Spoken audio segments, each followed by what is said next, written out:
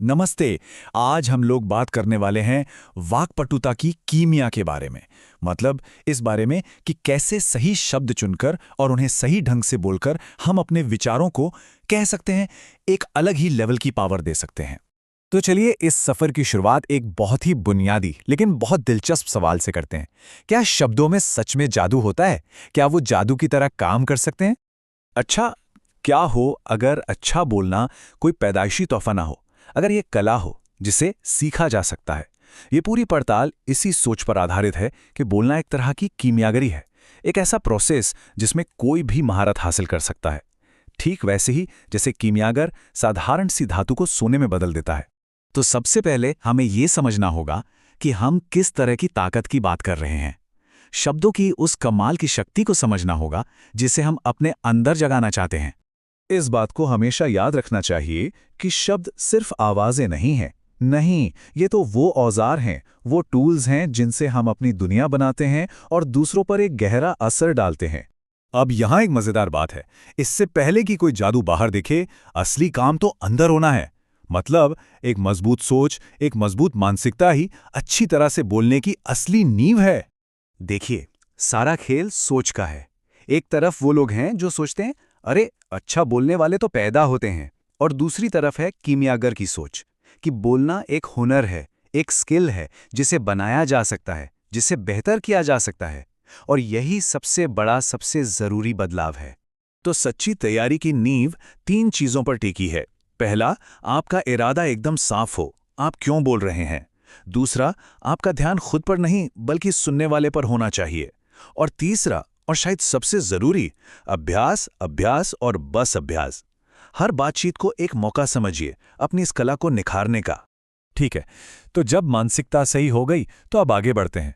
अब देखते हैं कि एक कीमियागर को अपनी कला के लिए कौन कौन सी मूल चीज़ों, कौन कौन से इंग्रेडिएंट्स की जरूरत पड़ती है। सबसे पहली और सबसे जरूरी सामग्री वो है शब्दों का सही चुनाव, जिसे हम डिक्शन भी कहते हैं।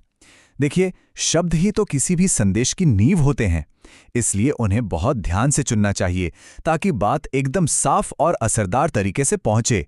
इसके बाद आता है संदेश का संगीत, मतलब आवाज में विविधता। अपनी आवाज के उतार चढ़ाव, उसकी रफ्तार और उसकी ऊंचाई में बदलाव लाकर सच में शब्दों में जान डाली जा सकती है, उन्हें यादगार बनाया जा सकता है। और हाँ, आखिर में एक और चीज है जो अक्सर शब्दों से ज्यादा बोल जाती है, वो है हमारी बॉडी लैंग्वेज, हमारे अशाब्दिक संकेत, हमारे हाव भाव, हमारे इशारे, हमारा आई कांटेक्ट। ये सब मिलके हमारे शब्दों को और भी ज्यादा शक्तिशाली बना देते हैं। जरा सोचिए, इन जैसे खाली शब्दों की जगह अगर हम जानबूझकर कल्पना कीजिए, क्योंकि, आप जैसे पावरफुल शब्दों का इस्तेमाल करें तो क्या होगा? संदेश का असर कई गुना बढ़ जाएगा। और ये सिर्फ शब्दों का बदलाव नहीं है, ये इस बात का सबूत है कि हमारी सोच कितनी साफ है। तो ठीक है, हमारे पास सारे इंग्रेडिएंट्स आ गए हैं। अब वक्त है उन्हें एक साथ मिलाने का, एक मजबूत फॉर्मूले का इस्तेमाल करके एक ऐसा मंत्र तैयार करने का जो सच में काम करे। तो ये फॉर्मूला एक कीमियागर के नुस्खे जैसा ही है और इसके 4 बहुत आसान स्टेप्स हैं। स्टेप 1, एक हुक से शुरुआत करें।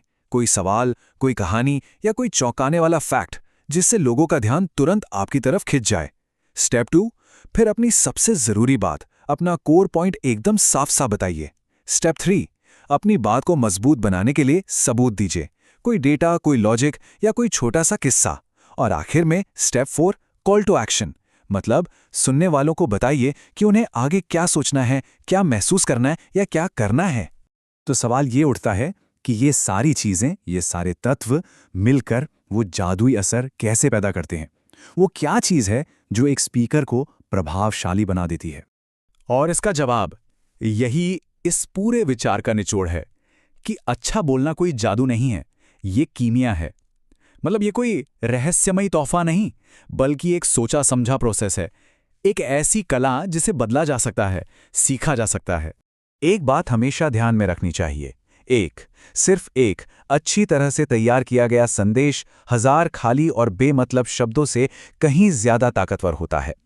और ये पूरी बात हमें एक आखिरी सवाल के साथ छोड़ जाती है। अब जब ये सारे शक्तिशाली औजार हमारे पास हैं, तो वो पहला मंत्र कौन सा होगा जिसे हम दुनिया के सामने लाना चाहेंगे?